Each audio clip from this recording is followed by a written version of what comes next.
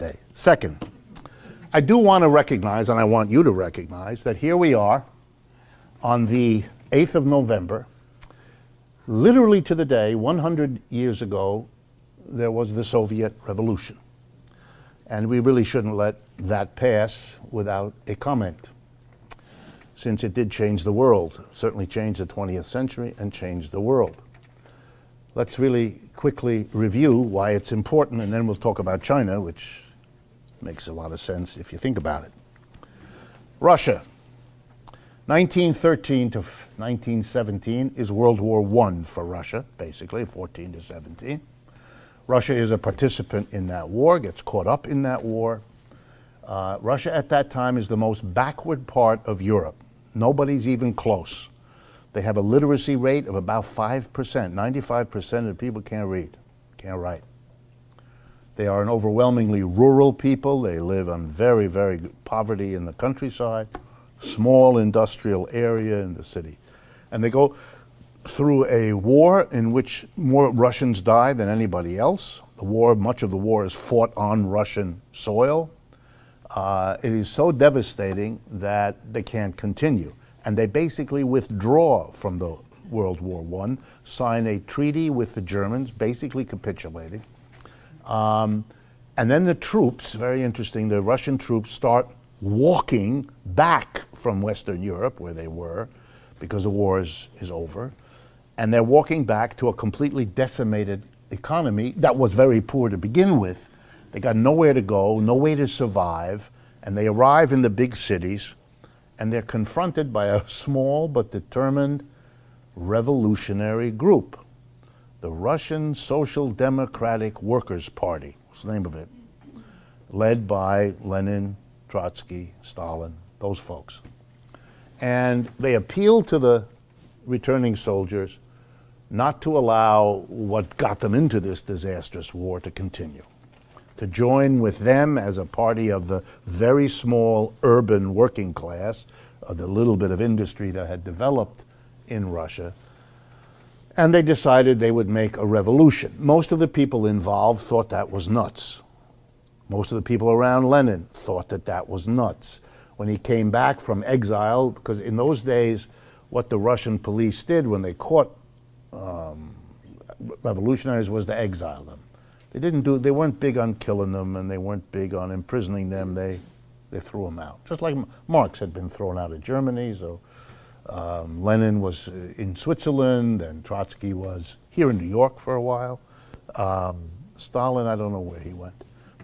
Those are not their real names. If you're interested, I'll tell you their real names, but those are not their real names. You look like you're interested. Stalin was Jugashvili, Joseph Jugashvili, because he comes from the southern parts of Russia. Trotsky was named Lev Bronstein, was his name, Jewish. Stalin was not Jewish.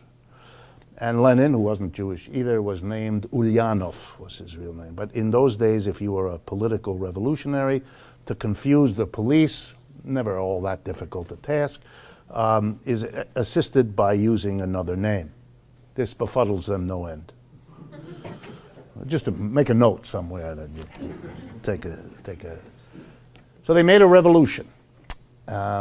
Crazy to think they could do it. They were a tiny political organization, very little support in the countryside, considerable support in the city, but the city is a tiny part of Russia at that time. So they had to make an alliance with a big political party that was active in the countryside called the Socialist Revolutionary Party.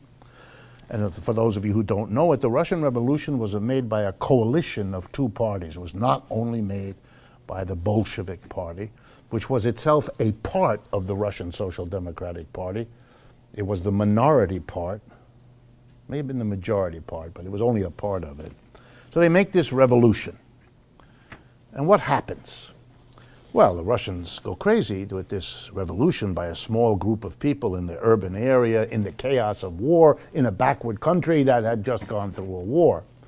So the country split, basically, into those who were happy to have such a revolution, probably the minority, and those who were not, the majority. People who didn't understand what was going on, or who believed in the old Russian traditions, or who were under the influence of the Russian Orthodox Church, which is a very powerful institution at that time. And they had two armies. They called one the Red Army. I'll leave you to guess which that one was. And the White Army was the other one. And they fought a civil war. Lasted from about end of 1917 until 1921, something like that. A civil war, bitter civil war, which, to the amazement of everyone, was won by the Red Army. The Red Army defeated the White Army.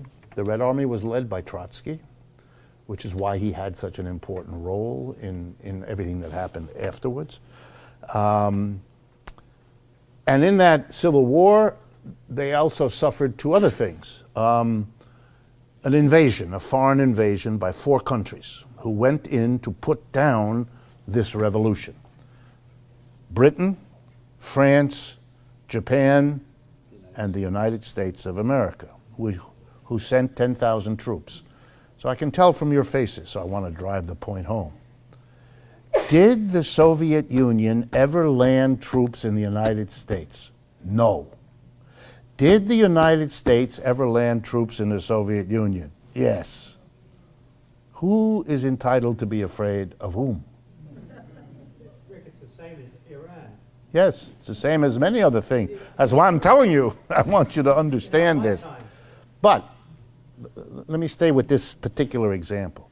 So now you have a Russian, by the way, they were driven out. The last troops left in 1922. All right, 1922. So the first 5 years of the revolution, in a poor backward country that was decimated by war, there's now a revolution and a civil war and a foreign invasion. I mean, the country is a complete, utter disaster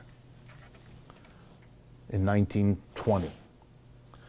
By 1970, 50 years later, 50 years during which they had a very violent collectivization of agriculture that disrupted the society again at the 1930s, and World War II, which was again fought on Russian soil. Despite the collectivization of agriculture and World War II, by 1970, this poor, backward, destroyed economy was the second superpower in the world after the United States. You have to understand that, otherwise you can't make sense of modern economic history, which is why I'm talking to you about it. The Russian achievement from 1920 to 1975 was, at that time, the most successful economic development program in the history of the world. If you want to understand why the Soviet model was interesting to people around the world, there you go. They went from piss poor to a global power despite overwhelming odds in a record short time.